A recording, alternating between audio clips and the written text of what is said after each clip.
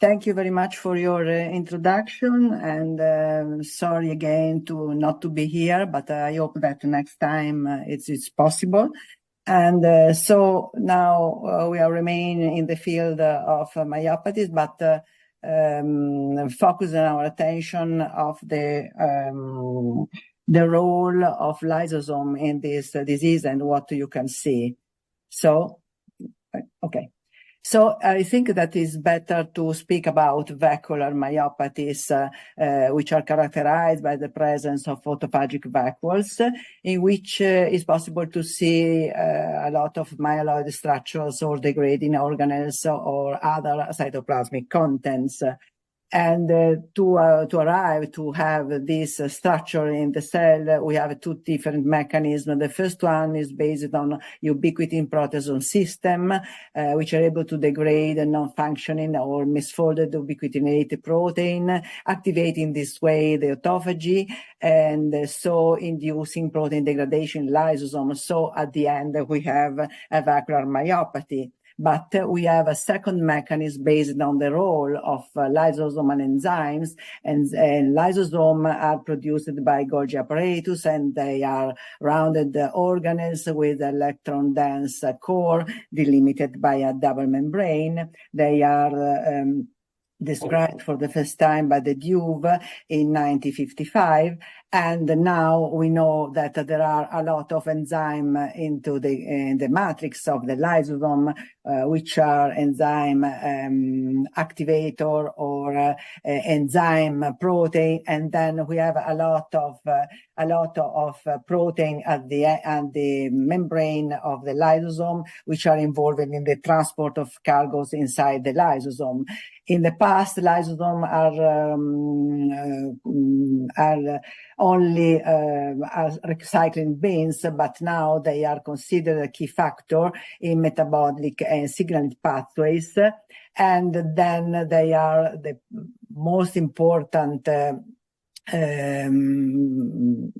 participant in the lysosomal storage disorder, in which there is a loss of function mutation in a lot of lysosomal enzymes of transport, and leading to the final accumulation of undegraded substrate, causing progressive cellular and organ damage.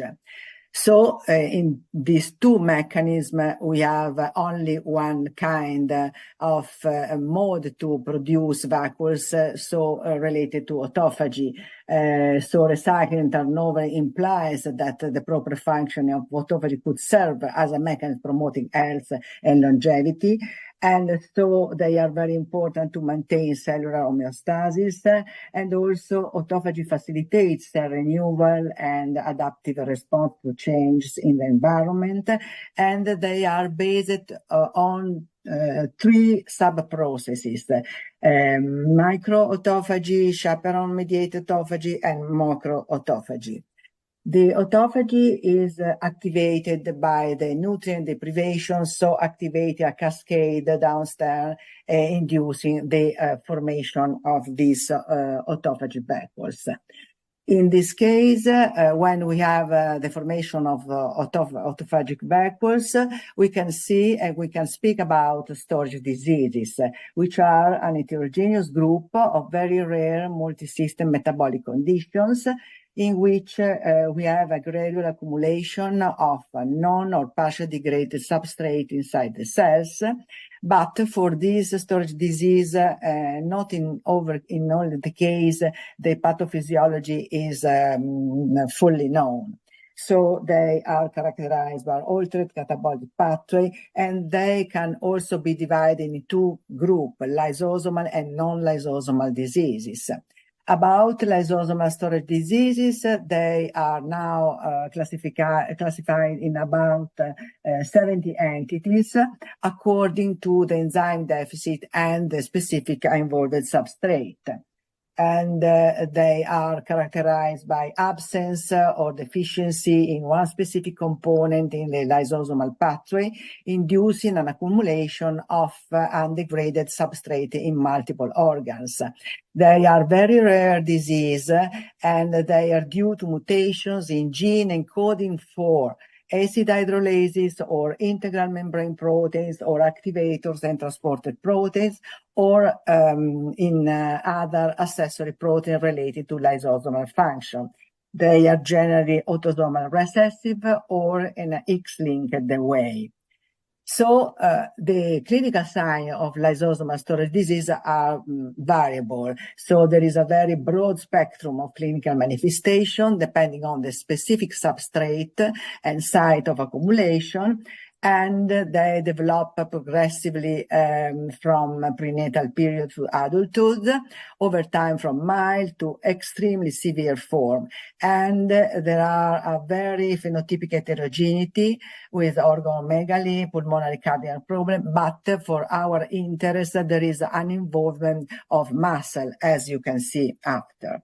Disorder of the lysosomal type require quite in every case electron microscopy for a morphological diagnosis. In fact, the storage substrate is the target of diagnostic electron microscopy because the substrate present a very specific morphological organization. And after morphological findings, we can induce, we can suggest a correct direction, further biochemical confirmation on or molecular genetics.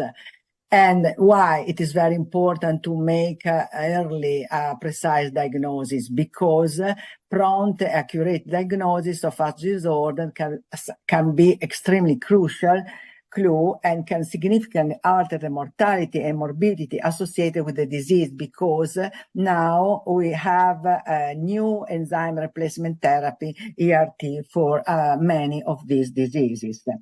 Many are also the mechanisms involved in the pathophysiology of lysosomal storage disease, because they can be due to enzyme defects or defects in activator activity or transport defects, or also in lysosomal biogenesis.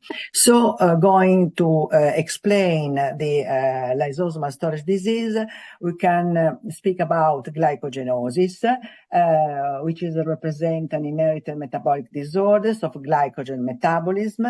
Many different types have been described, over 14 types, depending on the enzyme involved. And so they are classified based on the enzyme deficiency. They may affect primarily the liver, but also muscle or both. And they give a very heterogeneous presentation. So this is a semithin section of muscle biopsy affected by type 2 glycogenosis, in which it's possible to see that there is a great quantity of glycogen in the muscle fiber. So they are quite completely destroyed. And in fact, it's possible also to see that not only glycogen is present, but degraded organelle in the cell. Electron microscopy can confirm that there is a complete alteration of the architecture of a muscle fiber. And in this case, you can see also the presence of degraded organelles, such as the accumulation of myeloid fibers, and also lake constituted by aggregate glycogen rosettes. This is another high magnification in longitudinal section of muscle biopsy affected by glycogenosis type 2, and it's possible to appreciate the presence of very large aggregation of glycogen rosettes, but these aggregates are also associated with the presence of autophagous lysosomal structure, and it's very important to make the diagnosis very early when there aren't a lot of these vacuoles, because they are also involved not only in the degradation of the other organelle in the cell, but also in the metabolism of drug. So it's very important they are not so many in the muscle. These autophagic vacuoles can be also confused because they are also present in another disease, which the first time has been classified as a glycogenosis, but now it is correctly classified as Danon disease. And the difference is represented by the presence of this basal lamina, which is shown inside the vacuole. So determined a different origin of these vacuoles, probably by the sarcolemma. Danon disease has been referred as a glycogen storage disease to be in the past, but is not actually a glycogen storage disease because it's caused by a primary deficiency of a lysosomal membrane protein, the lysosome-associated membrane protein 2, LAMP2. In the Danon disease, we can have hypertrophic cardiomyopathy and obviously muscle weakness and mental retardation. And LAMP2 is mainly localized in the limiting membrane of lysosome and late endosome, and it also found in small amount in early endosomal membrane and the plasma membrane. So it's very important with electron microscopy to show the presence of the basal lamina inside the vacuole to make a differential diagnosis. Another important group of lysosomal storage disease is represented by neuronal ceroid lipofuscinosis, because in this disease there is an involvement also of the muscle, and a lot of different clinical forms have been described, about 14, and they are divided in congenital form, early infantile or late infantile, juvenile and adult. And the diagnostic workup include the demonstration of the peculiar pattern of at electron microscopy. In fact, it's possible to see inclusion like the granular osmophilic deposit or curvilinear profiles, comma profiles, fingerprint profiles, and a mixed type of inclusion in different kind of these diseases. Many pathogenic mutations have been suggested for this disease.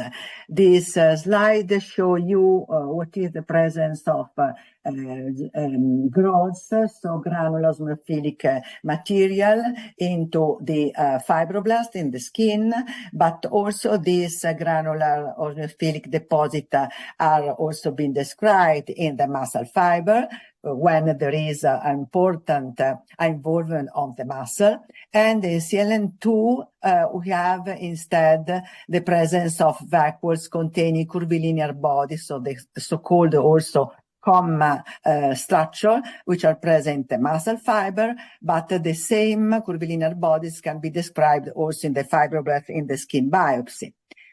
In this case, we have the fingerprint inclusion, but in this case, we have involvement of muscle, but the muscle was negative for the presence of the inclusion. And also skin was negative, and also blood. So at the end, to make diagnosis and neurology, induce the formation of CNS biopsy. And also in this case, we have seen the presence of these peculiar structures, fingerprint, as a marker for the diagnosis of the disease.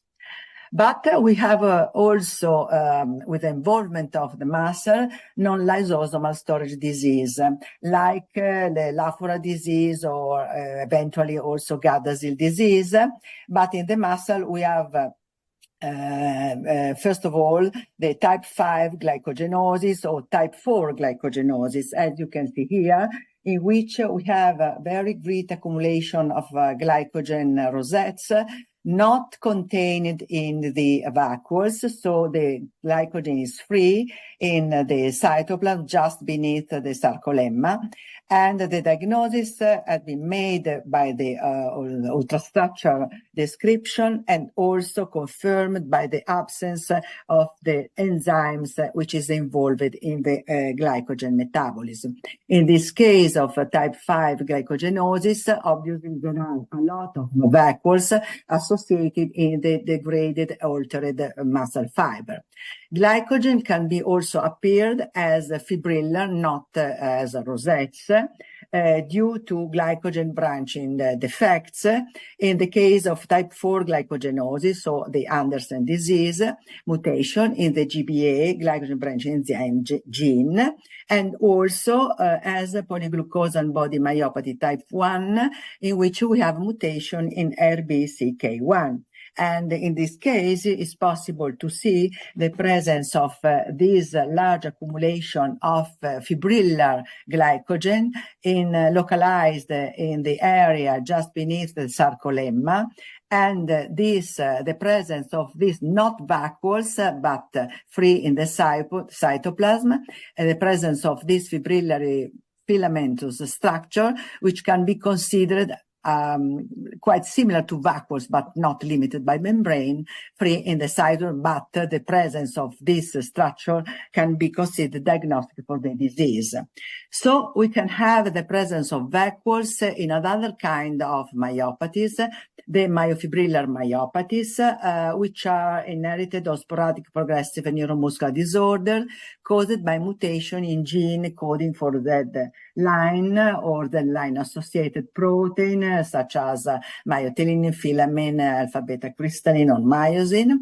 And the protein aggregation in this disease is the result of a failure of the extra-lysosomal proteolytic degradation system.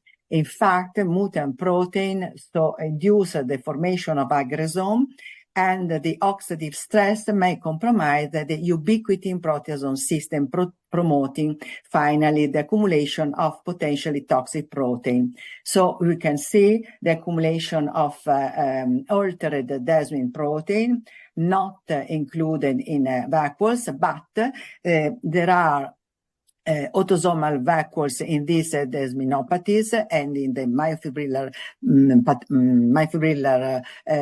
myopathies, because there is a degradation of the muscle fiber induced by this aggregation. Another case in which we can have the presence of autophagic vacuoles, as Edoardo Malfatti described before, in the idiopathic inflammatory myopathies, in a specific form of this disease, the inclusion body myositis.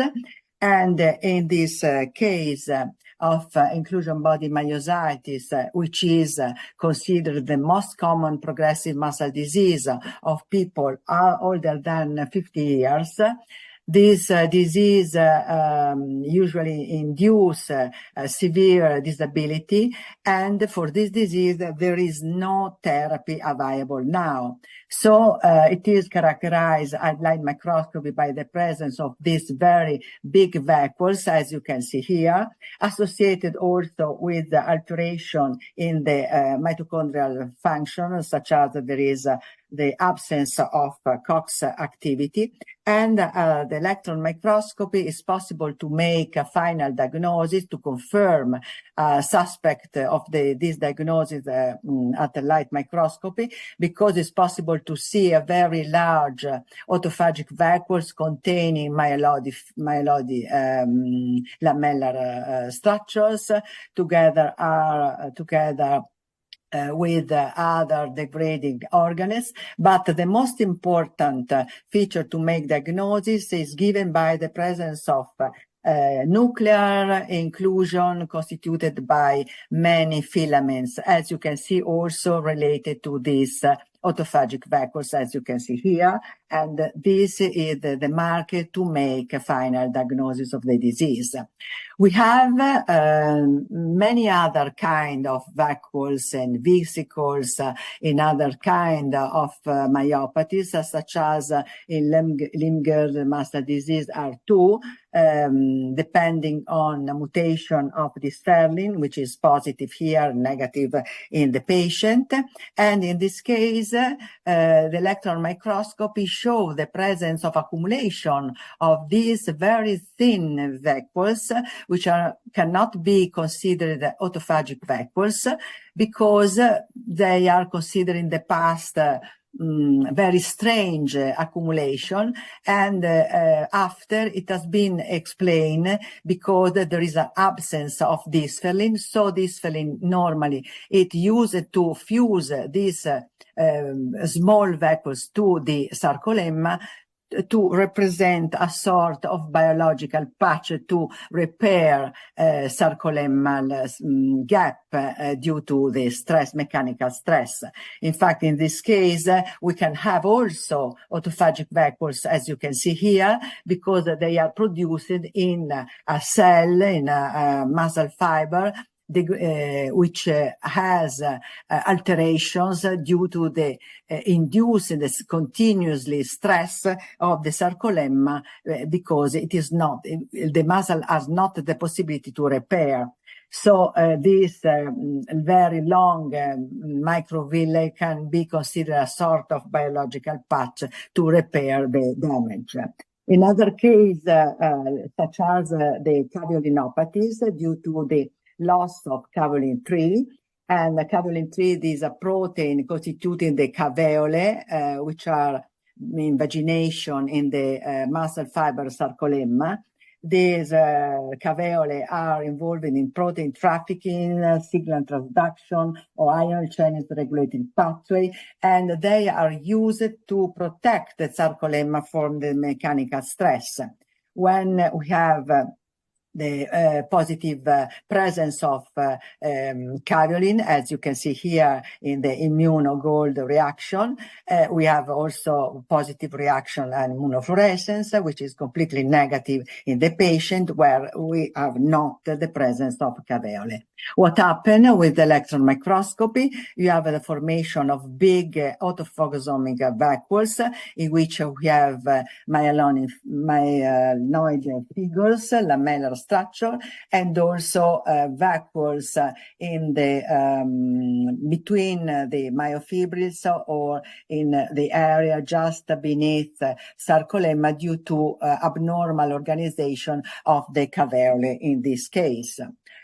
Finally, we can have, I would like to describe in this kind of limb-girdle muscle disease due to the mutation in transportin 3.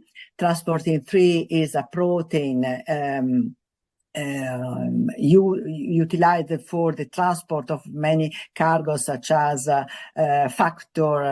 splicing factor to the nucleus.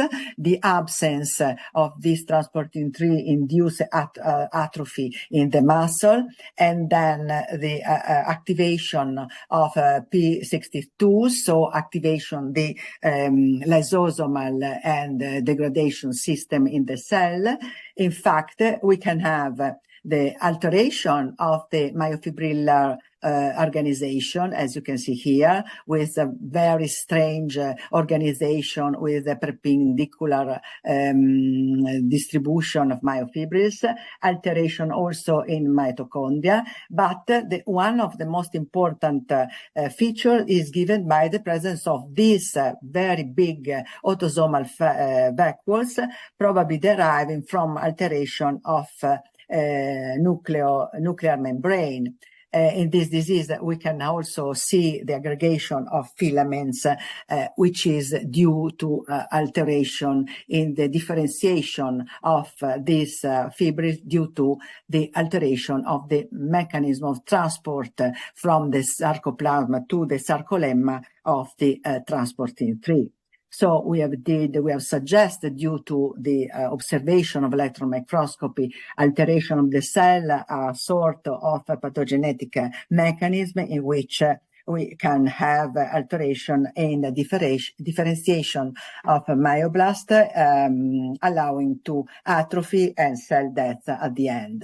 So what we can have as a take-home message is that we can need a multidisciplinary approach to non-lysosomal and lysosomal storage disease diagnostics to identify in every kind of disease the correct pathogenetic mechanism, using also different morphological and analytical methods and genetic approach to have at the end a new therapeutical approach, because now for some of this disease, we have enzyme replacement therapy, but we have different promising therapies such as in vivo gene therapy or pharmacological use of chaperone to induce the drug transport into the cell, or also ex vivo gene therapy and hematopoietic transplant therapy. And at the end, the enzyme replacement therapy, which is used in many of these diseases. So I would like to thank you for your attention, and also I would like the colleagues of my lab and also the collaborator neurologist from the hospital, Sant'Orsola Hospital and University in Bologna. So thank you very much again.